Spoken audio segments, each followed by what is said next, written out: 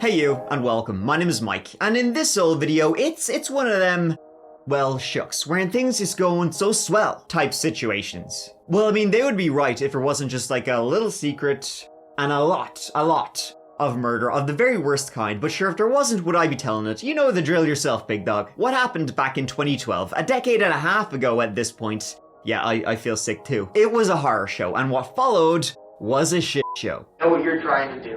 You walked off. Go get him now. Before we get into it, please subscribe to see new videos every single week. Now, let's give it a go.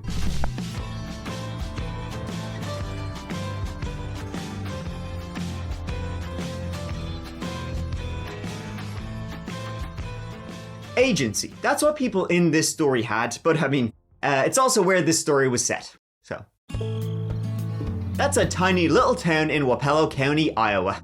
And what can I say about it?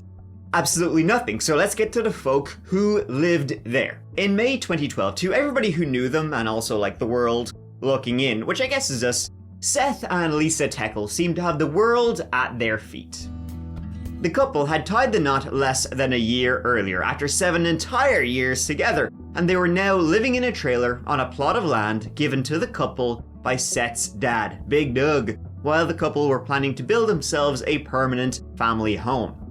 Lisa Techel, she worked alongside her own father, Todd Caldwell, himself a deputy with the sheriff's office. By the way, Lisa's middle name was Marie, and her younger sister's name was Presley. So her dad? Big Beatles fan, am I right? I'm never gonna stop. First, Lisa Techel was a reserve deputy, then a jailer. Seth Techel too, he long held ambitions of joining the sheriff's department. And after a stint as a reserve fireman, he was finally looking forward to joining his wife and father-in-law as a jailer, but at the moment he was working in the Job Corps. So a very happy, big family. Seth and Lisa, they had, been childhood sweethearts before eventually, marrying, and the whole family, the entire two families, like the Caldwell family and the Techel family, they were very much intertwined. For example, Lisa Techel, big bowler, mad for it, absolutely loved it. Seth Techel's dad, Doug, didn't he just own the local bowling alley? And now Seth was planning on working with Lisa's family, for the sheriff's department. So you got these two childhood sweethearts were in each other's orbit from a very young age. And when Seth finally, went to Todd Caldwell, Lisa's dad, asking for permission, for her hand in marriage, they were only too happy. They already viewed Seth as their own son. So it was, they were happy as a pig in shite, basically, when he asked, to cut a long story short. To top it all off, Lisa was 4 months pregnant with the couple's first child. They even had a name already and picked out, Zoe Marie. But here comes the fall. Shortly after 5 a.m., May 26, 2012, Seth Techel made this 911 call. Well, we're getting 911, sir. She's not breathing. Does she have any medical problems? She's been shot. I was in the car getting ready for work and I heard a gunshot. And I came running out and she shot in the side and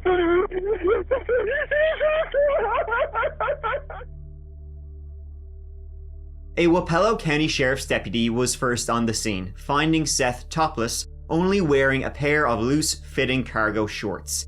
He was frantic and confused. The deputy, in fact, knew Seth and tried to calm him and explain what had happened. Between very deep breaths, Seth told him Lisa had been shot. Seth said he had been in the shower, getting ready for another day on the rig, when he heard a gunshot coming from inside his own house. Seth first went to grab one of his own gun because he was gonna blow away whoever was shooting inside his house, but this mysterious shooter was gone, and it was only when he returned back in after chasing the invisible man around that he found his wife in bed, and she was very bloody. We'll figure it out, bud. I just off. We'll figure it out. When the deputy went inside, he found the house empty except for Lisa. She was laid on the bed surrounded by blood. As I said, a lot of blood. Lisa had been asleep when she'd been shot. It appeared from Seth's story that someone had broken in and shot her dead while she was asleep. Shot her from only a few feet away with a 12-gauge shotgun. Despite the best efforts of the responding paramedics, deputies, even her own father, a deputy himself, 23-year-old Lisa Techel had lost too much blood and suffered too much damage to even make it to the hospital. After returning from inside the house, Todd Caldwell, he was caught on dash cam. Go get him. Go get him. Now. Who's him? The killer? Well, here, listen to this, hotshot. Todd actually had someone much more specific to him in mind. The him in question was the Techel's neighbor, Brian Tate. See, Brian Tate and Seth Techel, neighbors living in this middle of nowhere place in Iowa, they've been having a bit of a, argy-bargy, bit of a dispute lately. And so, when Lisa Techel ends up shot dead in her own bed, who had they just been fighting with? Big B, Brian Tate. See, the whole thing had started when Seth had been driving along and he found a deer carcass in the middle of the road. And so he was like, well, can't just leave this shit lying around. He dragged the deer carcass off the road, as you would. I mean, maybe you would.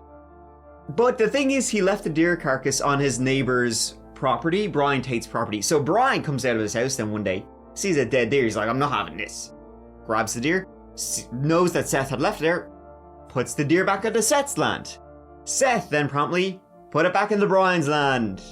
Nobody wants a dead deer. I mean, there's probably some good meat there, folks. Let's hold your horses. But just like that, war was on, folks. From then on, the neighbors had apparently taken any opportunity to inconvenience each other. Eventually, Seth had even employed his friends to help mess with Brian. Only Brian Tate, slow your roll, folks, not one to be messed with at all. He wouldn't have it.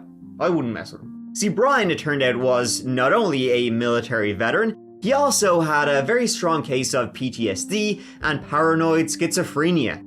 The feud between Seth and Brian Tate had escalated to the point of Brian calling the local sheriff's office. He'd finally had enough after someone, Seth and his pals, in Brian's opinion, they had dumped buckets of dog shite on his car, which, I mean, it's fair to have a problem with that, I suppose. And so the sheriff sent out a deputy to Brian Tate. Have a chat with him, see what's the crack. Only the deputy the sheriff sent out was Todd Caldwell, the person Brian Tate was having an argument with, his father-in-law. Brian Tate did not know this. I can't forget the name. Seth Techel. Seth Techel. Yep. He's Techel. Techel? Yeah, his dad owns Champion Bull. Okay. And they're good people. Well, They really are. If you can, let us deal with it. well, what if I'm the one that's got to catch him? The first time Deputy Caldwell visited Brian, he was alone. The second time he had a colleague with them, but both times went pretty much the same. Todd Caldwell would say he's a lunatic. Don't mess with him. He's a madman. He'd be there, he was like caressing his shotgun like it was his pet cat. He was having a great time. And he was just ranting and raving. He was calling the Techels terrorists. And so then, when Lisa ends up dead, Todd had just been to see him twice, and he had said some very mean, nasty folks things about old Lisa and Seth. Well, you can see why Todd would immediately assume it was Brian Tate, the next door neighbor who has a shotgun and is insane and has a problem with them both. And so, the same day of Lisa's death, deputies, listen, any excuse, folks, to get locked and loaded. They get up there with their long rifles, full-on body armor, SWAT team style gear, probably tanks too. They go beside Brian Tate's house and are ready to kick in the door.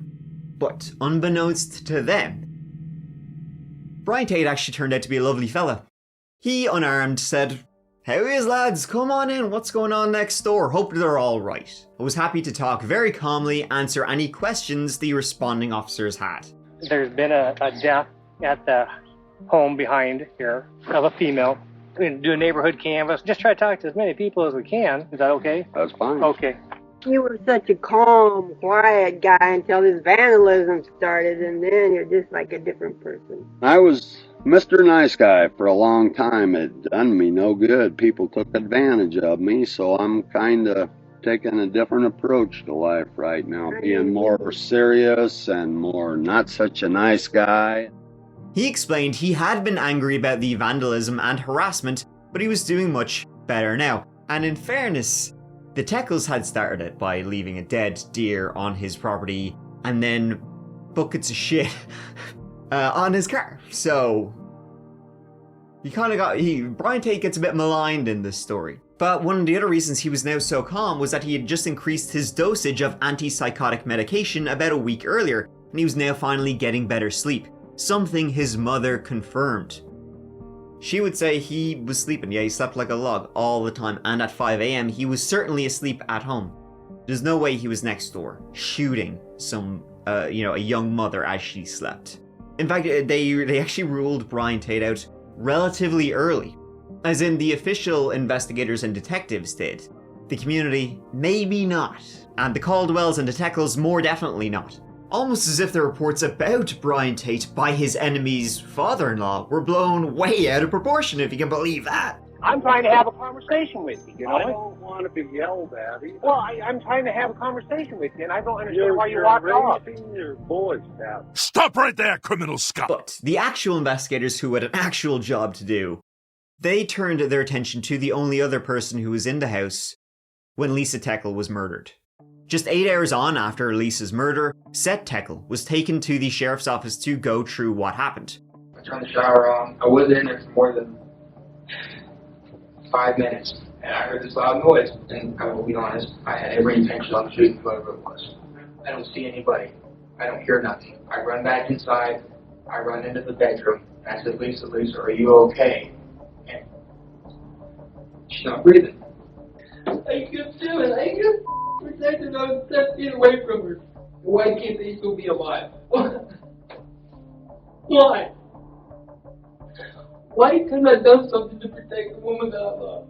One of the first topics covered, of course, how yourself and your wife, you have any enemies, anybody who might want to shoot you. And of course, Seth goes, you talk to your man next door. He's a madman. He's crazy. He's cuckoo bats. He's a lunatic. Of course, Seth didn't know. Yes, they had already talked to him, and he seemed like a perfectly nice guy. Let's go with your theory here that it was true, right? I mean, is that fair to call it? That's still what I got to think of. What do you think this person's intent was? I don't know. You have to be a complete jackass to walk into somebody's house and shoot. Who was the first person that came at your mind? Tate, my crazy-ass neighbor who thinks that we're terrorists. After just a couple of hours of interrogation, though, things kind of changed, just a little bit. See, the detective interviewing Seth received, a clackety-clackety text, and it's like one of those things where most of the time, if you're being interviewed by a detective, they'll only ask you questions they already know the answer to. At least it's fair to assume that they do. Seth did not make that assumption. Which, as well, if he's somebody who wants to work in law enforcement, he was not a bright spark. Currently, I work out at the Job Corps at security, but actually next month I'm coming to work here in jail. See, unknown to Seth was that a friend of his had actually arrived that morning to collect a puppy that Seth had been watching. And if the friend, though, arrives and there's millions of cops around and he has no idea what's going on. But this friend was happy to yap away with the police, give him a bit more, inside scoop of Seth, and he would say, well, guess what? You'll never get this. Seth has a burner phone. You guys should probably know that. He also just recently borrowed a shotgun from another friend. Can't see it here. Wonder what that's about. And all the while, Seth is telling the detective one thing. His friends are telling deputies something else. Lisa's own father is banging on the door, telling Seth to get out and to get a lawyer and don't talk to detectives. It was then Seth said, this probably has nothing to do with anything, but, may as well tell you. That's fine. I know I'm obviously probably number one right now. Let's talk about people that are in your lives and Lisa's lives. Was there any extramarital marriage? Enter a new character, Seth's co-worker at Job Corps where he was currently working, Rachel McFarland. At first, Seth claimed nothing had really happened between the two. Then Seth revised his story and said, okay, maybe we swapped some risque texts. Then maybe I sent her a picture of my dick or something like that.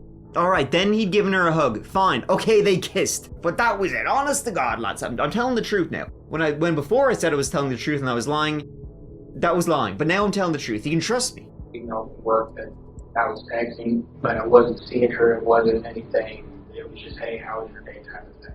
Would it be considered sexting? No, none of that. What are you wearing? No, it wasn't any of that. We have to be honest about her, okay? Because anything that you haven't told us yet.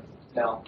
And it's going to end up the way I just told you. Rachel's DNA won't be on your clothes or... I never had sex with her. No, nothing oral, nothing like that. I gave her hugs, and I kissed her. Eventually, Seth admitted that Rachel McFarland, she might somehow be under the impression that I'm actually going to leave my wife. She may be under that impression. I don't know why Rachel would be under the impression I'm going to leave, you know, my young, heavily pregnant wife. Where did she get that idea? Women, what? Okay, well, maybe I told her I was actually going to leave Lisa for her, but it was a joke. Duh. I was just telling Rachel I was going to leave Lisa for the attention because, you know what, lads love attention. Anything for her. Here's the deal, okay? Facts, right now, these case facts, show us you're responsible for killing your wife. No. No. I can't kill my wife. I can't do it. What facts do you have that I killed her? Listen, I've seen Rachel. Okay? I know what guys see when they see her. Because I do the same thing. Okay? I'm telling you, if I wanted to be with Rachel, I would get a divorce. I would not kill my wife over something that small. You know what? Right now, I guess I don't give a what happens to me, okay? I know what happened. I know what you're trying to do. What am I? You're trying to get me upset, and it's working. Congratulations. I can't control what other people see or think they see. Right. I'm telling you that right now, I have to bury my wife and kid, my unborn kid, okay? Whoever did this is going to pay. Meanwhile, the investigation continued along at speed. Once daylight had hit the scene, a proper search had started. The list of items the officers wanted to find was a short one. That missing camo Mossberg model 512 gauge shotgun was certainly top of the list. A weapon that Seth had borrowed from a friend, mysteriously borrowed from a friend, and now was nowhere to be found. But the search had barely begun when an agent shouted out. They had it! Just a short walk from the trailer, hidden in the tree line, was the shotgun. And later, it would be confirmed by ballistics as the gun that had fired the shell that killed Lisa. The discovery of the gun was the biggest one ever, and it pointed the finger squarely at Seth Techel. So at this point, if you're assuming Seth pulled the trigger and then he just ran to, I'll throw it in the bushes, right outside my house. He really is nuts. He's dumb as shit. He's dumb as the shit he poured on Ryan Tate's car. 7 months after the couple had married, it was Lisa's own funeral. Once the ceremony had ended, and only the two, now divided families were left, Seth was approached by the same deputy who'd been first on the scene that night, and now he was asking him to join them outside. Once Seth Techel did, he was read his rights and placed in cuffs. The cuffs that Seth Techel was placed in were Lisa's own handcuffs from the jail.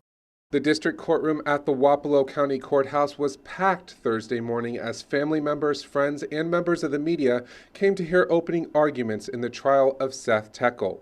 The state presented their arguments to the jury in under an hour, focusing more on Seth's relationships with his co-worker at Job Corps and how events in that relationship led up to the death of Lisa Techel and her unborn child. On the other side, the defense took most of the morning not to talk about Seth's relationships, but rather talk more about the scene of the crime and how the crime was investigated by the Iowa Division of Criminal Investigation and also the Wapello County Sheriff's Office. From the beginning of Seth Techel's murder trial, the defense focused almost entirely on Brian Tate. They did everything they could to throw him under the bus. And in the local community, people were still, talking about BT over there. Brian Tate, he's the one who did it. He clearly is. Seth? Sure, why would he be killing her? It's definitely him. The rumors were abounding, even though the police had cleared him relatively early. And an interesting observation was actually made by the prosecution regarding when Seth and his father, Doug Techel, first went back to the home after Lisa's murder, and Seth had been questioned. He finally gets a lawyer, and then Seth and his dad, they go back to the home, right? And apparently a person who was nearby witnessed Seth. What did Seth do as soon as he got out of the car? When they pull up, and it's his first time back in the house. He walks over to where the tree was, for where he hid the feckin' shotgun, and he doesn't find it. Seth probably shot himself. The defense, though, would say, oh no, he didn't go over there because he was looking for the murder weapon, because he knew where it would be. No, he went over there because they'd spray painted like an X. The search investigators to say, oh, this is where it had been found. That's it, sure, easily explainable. That kind of like tit for tat really kind of sums up, actually, the entire trial, with no definitive evidence to say who had done it. Rachel McFarland, Seth's mistress. Yeah, well, he feckin' wishes. Her testimony was particularly damning for Seth. Started becoming more than just co-workers. It went from just normal conversations to flirtatious text messages. It became more sexual, asking me to send pictures. He started asking if, when he got a divorce from his wife, if I'd move in with him. And I said no. Womp womp. She too would confirm the relationship was never sexual. Her texts to and from Seth were described as a, quote, countdown to murder, as they featured Seth's assurances that the two would soon be together, which I don't think she was even into. I said no. He even called her pet names like Bella and Mrs. Resuscitator. The second, Mrs. Resuscitator, was an in-joke between the couple, as Rachel and her co-workers had taken to call Seth Mr. Resuscitator, ironically, thanks to Seth's habit of bragging about saving so many lives when he had been a reserve fireman. That's the thing, though, he was never even, not have penitentiary contact with Ovalvo. But he would still kill his wife to be with her? Good gracious. Rachel also told the court about an incident earlier in the month leading up to the murder. When Rachel had mentioned seeing another co-worker, Seth seemed to react in a jealous manner. He then told Rachel just to, quote, give him 2 more weeks. When she asked what he meant by that, he repeated, just give him 2 more weeks. And no prizes for guessing what happened in 2 weeks.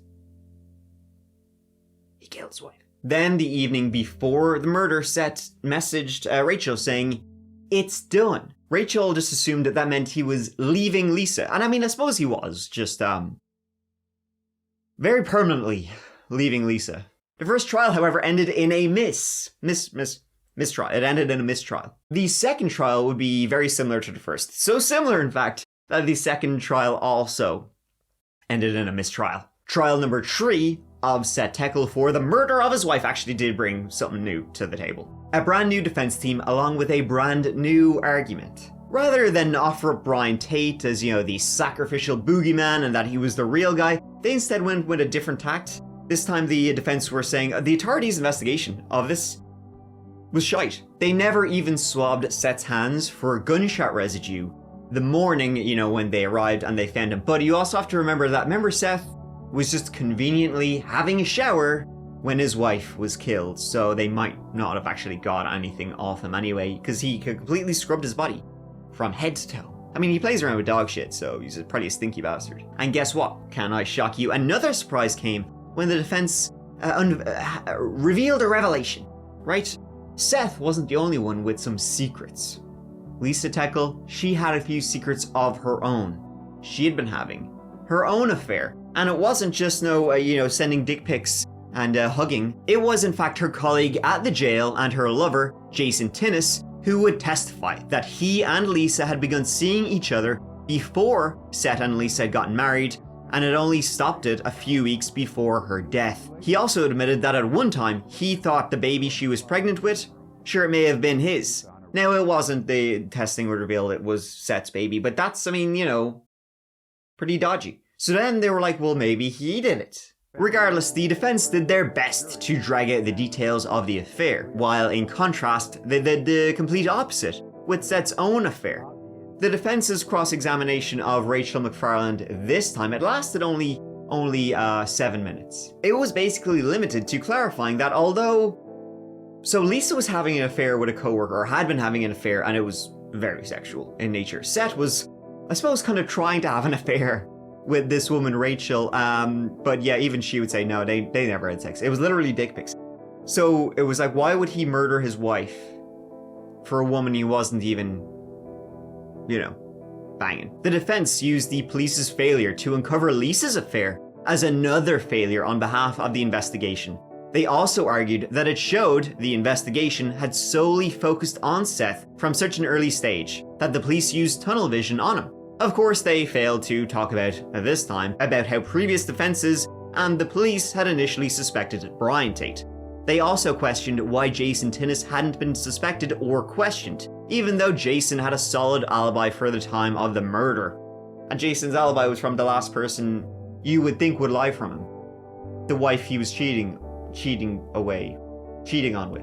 After just 4 hours of deliberation, the jury foreman came out with a verdict that was actually pretty shocking. And I'm not being sarcastic. It was a guilty verdict. Guilty on all counts. We, the jury, find the defendant, Seth Andrew Techel, guilty of murder in the first degree. Seth Techel sat still, barely moving, and stared directly at each of Lisa's family members as they spoke. He was asked by the judge if he had anything to say. Not this time, Your Honor. After 3 trials in 2 years, Lisa Techel's family heard the news. They've waited to hear. Actually, this is the last time we have to see Seth Techel, and that's fine by me. Guilty of murdering his wife, and the second count was of illegally terminating her pregnancy.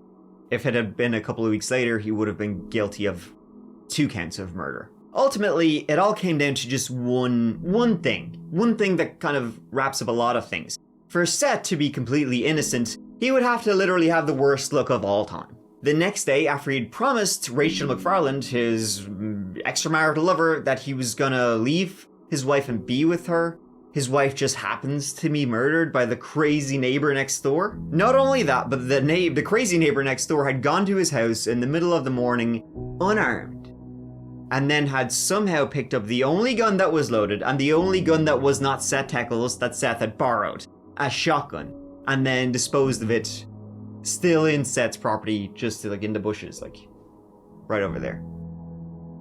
Poor Brian Tate never got the apology he so thoroughly deserved. His family maintained that they believe he died of a broken heart, having been labelled a killer after being harassed for months on end. Brian Tate was found dead in his basement on September 30th, 2012. He never lived to see Seth Techel found guilty. Seth Techel was sentenced to life imprisonment and has since exhausted all his options in the appeals process. You could say on one hand, though, you know, Seth really did achieve his dream of being a jailer. It's just now he's surrounded by criminals a hell of a lot more than he ever wanted. Thank you so much for watching. Truly means the world to me that you're here with me watching this old video. So what are That Chapter things? That Chapter podcast, every Monday, brand new podcast episode. Recently, talking about the hi-fi murders. Every Monday it's a new episode. It's like completely different to what I tell here. Also check out the That Chapter Patreon for $2 a month. You get early access to all videos, and there's a whole playlist of Patreon-only videos that you can only find there. And finally, got some new hats, folks, in the That Chapter store. You can check them out down below. They just came out. They're nice. They're trucker style. It's nice. It's embroidered. Feels good. So I actually love this hat. It's really comfortable. So you can check all that out down below. But you know what? Until the next old video, please take care of each other and please take care of yourselves. Because I love you. Mike out.